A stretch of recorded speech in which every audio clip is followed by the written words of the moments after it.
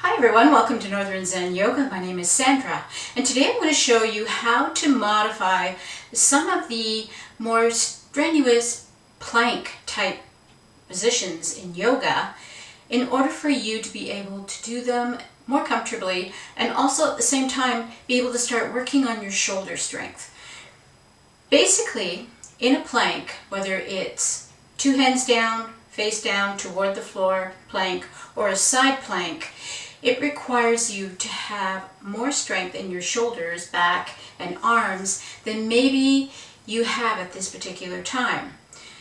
So how do we get from here to there without going to the gym and start lifting weights and doing things like that? I'm going to show you what you can do with a block in order to be able to start to work on the plank position. So to start off with, I've got my block here. I'm just going to sit the block down onto the floor, and I'm going to lower my belly onto the block. I'm going to tuck my toes and lift my toes up off the floor. So I'm in the plank position. I'm being supported by the block, and I'm going to just straighten and bend gently my elbows in order to be able to get a little workout for the bicep muscles and the shoulder muscles, and as well the back. So your belly is basically resting on the block. You can have the block either sideways like this or this way, whatever way feels more comfortable for you right now at this point. And if you're finding that it's a little bit too hard and a little bit uncomfortable, you can always get a blanket or a pillow to add to put over top of it. Give it a little more height and a little more softness. So try that. That's for the forward plank. Now the other thing you can always do in plank, once you find that the block is really not needed anymore, but you don't yet have the strength to keep the knees up off the floor all the time. So you always have the option in plank to come up onto your toes or just drop your knees. And you can just do this for a while. Hold as long as you can, drop your knees, take the weight off. Hold as long as you can, drop your knees, take the weight off. So the main thing though to remember when you're doing a plank pose is that your hips are always lower than your shoulders. So a lot of times I see people go into plank and this is the plank that they're in. Well, that's looking a little bit more like downward facing dog than it is looking like plank. The shoulders are always higher than the hips in plank pose. Now I'm going to show you how you can get in and out of side plank in order to help to not only start to build muscle strength in your body, but also your shoulder and your arm. So again, we're going to use the blocks. So I'm going to put the blocks here, but this time I'm going to put a little extra cushioning onto the block. And I'm going to come over and I'm going to rest my hip onto the block. Now you can begin this by having your elbow down and stretch your legs out. So here I am, I'm in the side plank. I've got most of my weight being held up by the block, by the blanket.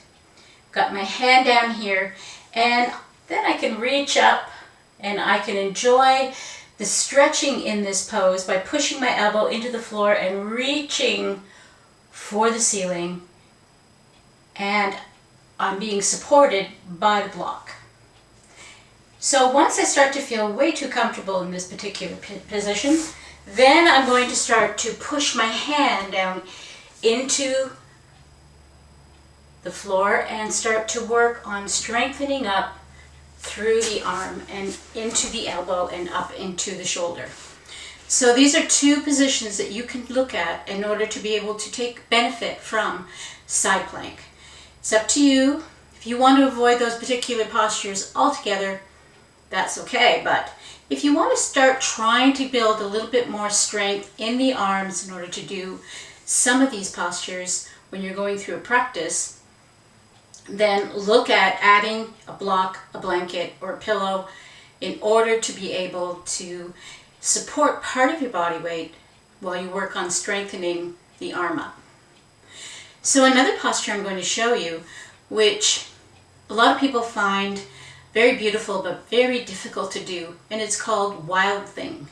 So Wild Thing starts from the side gate position. So this is gate. When we have our foot out, we're pushing the sole of our foot into the mat. We have our hand pushed out. This is the gate being open, and now we're going to close the gate. So I'm going to drop my hand down to the floor. I'm going to lift my leg up, and I'm going to extend my arm up toward the ceiling. So again, I'm using a lot of strength happening in the shoulder and the bicep muscle. So we can also modify this by leaning into the block and supporting some of the weight that way. For some reason, without putting the weight into the hand, it is much easier to do. So what is Wild Thing? Well, Wild Thing, we're up like this, we drop the leg way back behind us, and we begin to open up the chest toward the ceiling. Coming back, pushing up. So, try it with a block and a blanket, or a pillow. Pillow can also use as well. And see how you do. Now remember, Wild Thing particularly is a balanced posture. So if you're very concerned about falling over and hurting yourself, make sure that you have some cushioning down behind you so that if you do lose it and you end up landing down on the floor, you're not landing on a really hard surface. So those are just little things you can do in order to help you practice, in order to get a little bit better at doing some of the more difficult postures. So modify everything, try it, see how you do, and I'll talk to you next time. Bye for now. This is Sandra, Northern Zen Yoga.